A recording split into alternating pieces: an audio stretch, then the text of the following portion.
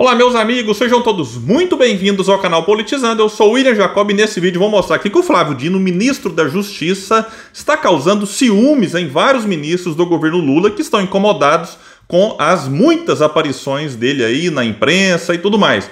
Vou falar também do Lula que desautorizou novamente um outro ministro que estava tentando fazer a coisa certa. E por falar em ministério, o da Saúde tomou uma iniciativa aqui muito importante. Vão colocar em prática uma proposta de Ciro Gomes. Eu vou explicar os detalhes, mas antes eu quero pedir a sua ajuda para que se inscreva no canal, ative o sininho das notificações, deixa like se gostar do vídeo. Se não gostar, manda um dislike, comenta aqui embaixo o que você vai achar do que eu vou falar e espalha, compartilhe o vídeo em grupo de WhatsApp para que mais pessoas venham para cá, porque aqui a gente luta por um Brasil melhor.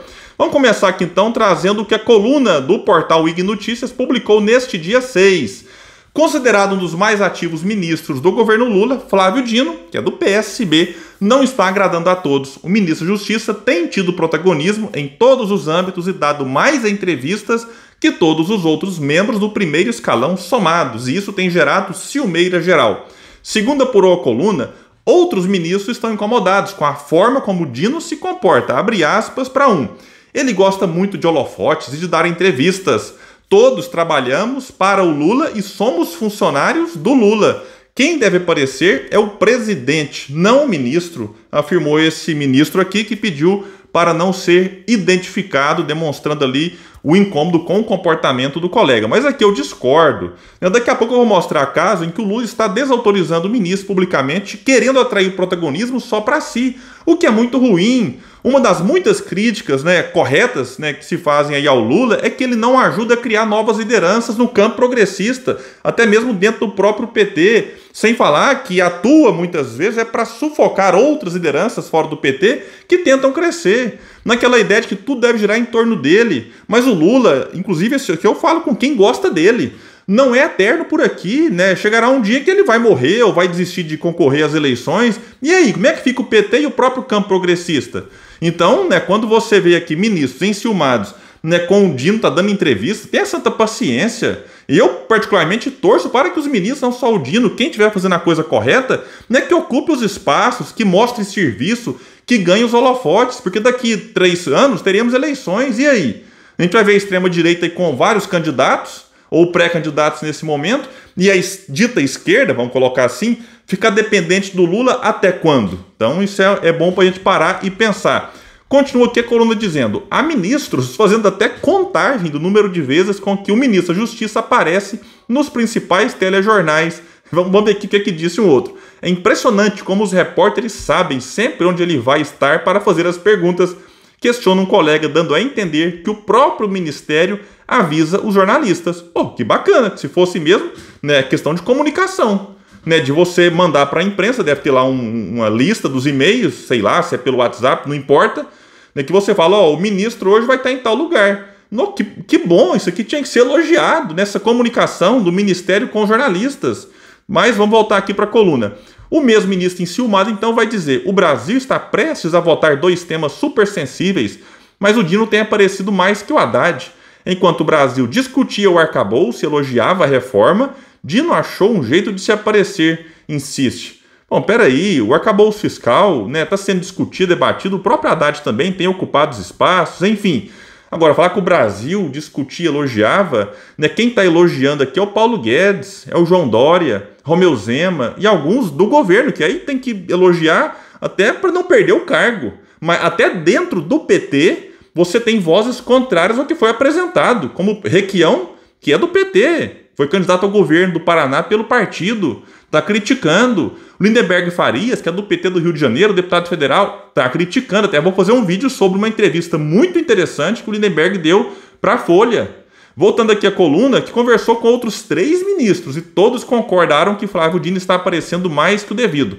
Aqui a gente tem que lembrar, algo que ajudou o Dino a ficar também em mais evidência, além da questão do 8 de janeiro, porque ele como ministro da Justiça foi muito entrevistado, bastante sereno nas suas ponderações, mas aí passa aquilo, aí o Congresso convoca, lá a Câmara dos Deputados convocou o Dino para ir na CCJ, acharam que eles iam enquadrar o Flávio Dino lá, que pelo contrário, o Flávio Dino se saiu super bem diante da turma da extrema-direita, do André Fernandes, do Nicolas. Eu até fiz um vídeo sobre isso, eu vou deixar o link no primeiro comentário. O vídeo fez muito sucesso no canal, se não assistiu, vale a pena.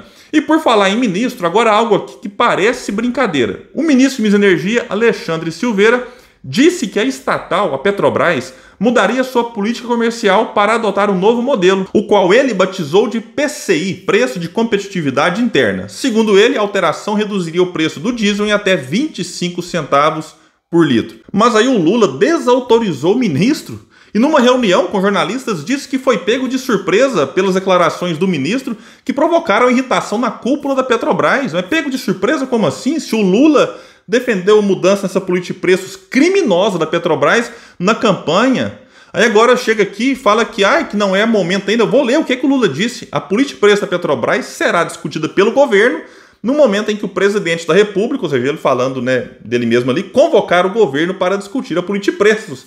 Enquanto o presidente da República não convocar o governo para discutir a política de preços, a gente não vai mudar o que está funcionando hoje. Meu Deus do céu! E quando será o momento, Lula, para discutir a PPI? Tinha que ser no dia 1º de janeiro, já assumiu, já monta uma equipe, uma comissão para discutir o que pode ser feito, para mudar o que está aí. Aí veio com a conversa de que não, o próprio Lula falou, vamos esperar abril quando o novo conselho toma posse. Aí estamos em abril. E o Lula vai lá e desautoriza publicamente o ministro que estava ali tentando, Você pode até criticar o que esse ministro apresentou, apenas assim, em forma de uma ideia, nada de concreto também, mas daí a dizer que não é o momento certo, haja paciência. Voltando aqui para o que foi divulgado sobre isso, apesar do reparo feito às declarações de Silveira, Lula reiterou que haverá mudanças no cálculo dos preços. Disse ele, nós vamos mudar, mas com muito critério. Porque durante a campanha eu disse que era preciso abrasileirar o preço da gasolina e o preço do óleo diesel. O Brasil não tem por que estar submetido ao PPI. Concordo, Lula. E aí? Mas, disse ele, esse é um problema que nós vamos discutir no momento certo. Quando é que é? O povo já está pagando, aí vai para 4 meses. Com o PPI, num governo que disse na campanha que ia mudar essa política de preço da Petrobras. Já estamos aí com quase 100 dias de governo, sem falar o período da transição, que a transição também serve para você já ir discutindo aquilo que será feito a partir de 1º de janeiro. Então já são aí 160 dias praticamente entre posse e também a transição. E daqui a pouco vai ter gente dizendo que não é hora de criticar a PPI, porque se mudar, o mercado fica nervoso e o fascismo volta. É cada uma que a gente vê em rede social que, olha... E a situação aqui fica delicada para o ministro Silveira, que eu já critiquei aqui outras vezes, esse ministro aí tem errado também, não é de hoje, mas aqui estava tentando fazer a coisa certa. Ele havia anunciado a mudança em entrevista à Globo News. Ele disse respeitar a governança da Petrobras e sua natureza jurídica, mas ressaltou que a empresa é controlada pela União e tem que trabalhar cumprindo a sua função social. Temos que, vejam bem, rapidamente fazer essa discussão. A Petrobras já está orientada nesse sentido. Então a fala dele aqui está correta. Aí o Lula disse, inclusive, que vai conversar com o ministro e com o presidente da Petrobras, que é o Jean Paul Prats, que é do PT. Esse sim, ele foi acusado antes de assumir esse cargo, que já era um privatista, um entreguista. Mesmo assim insistiram, colocaram ele lá. E o Lula disse o seguinte, se houve divergência entre os dois, ela deixará de existir porque eu vou conversar com os dois. Porque o governo não está discutindo isso. É inacreditável, tem base um negócio desse? E na conversa com jornalistas, Lula disse que vai convocar uma reunião do Conselho Nacional de Política Energética para discutir tanto a política de preços como a política de investimentos para a Petrobras. Disse ele, a Petrobras não pode continuar distribuindo a quantidade de dividendos que ela está distribuindo e não sobrar dinheiro para fazer investimento. Concordo, mas quando é que a gente vai sair da conversa e ir para a ação, para mudar de fato? Porque não adianta ficar, como a gente tem visto, um bate ou tá sopra. O Lula critica os juros altos mais a Gleisi, aí o Lupe reduz os juros consignados, aí o governo fica nervoso e volta atrás. O Márcio Franco, o Lula falou que o pobre tem que voltar a andar de avião. Aí o Márcio França diz que está discutindo uma passagem a R$200, aí o governo vai lá e desautoriza, aí coloca o Márcio França no cantinho do pensamento. Agora aqui o Lula fala que tem que mudar a PPI, aí o ministro fala também que tem que mudar, o Lula vai lá e fala que não é a hora, que o governo não decidiu o momento. Então, sinceramente, vamos ver até quando vai isso aqui. Mas temos uma boa notícia, aqui nesse canal não tem problema nenhum em elogiar, em criticar qualquer governo, político ou partido. A Gi, que é apoiadora do Ciro nas redes sociais, compartilhou uma imagem do Brasil Independente. Governo segue proposta de Ciro e criará complexo industrial da saúde. E vai dizer na matéria que, composto por representantes de 20 ministérios, agências e outros órgãos, o G6, Grupo Executivo do Complexo Econômico Industrial da Saúde, deverá acompanhar as ações para a produção em suporte ao SUS, incluindo políticas públicas como pesquisa, desenvolvimento e inovação, indução para a produção local e o uso do poder de compra do Estado. Abre aspas aqui para a ministra da Saúde, Nízia Trindade. Nossa meta é atingir 70% de produção nacional dos insumos necessários para a saúde. Para isso, precisaremos da inovação, além de reforçar o campo da regulação.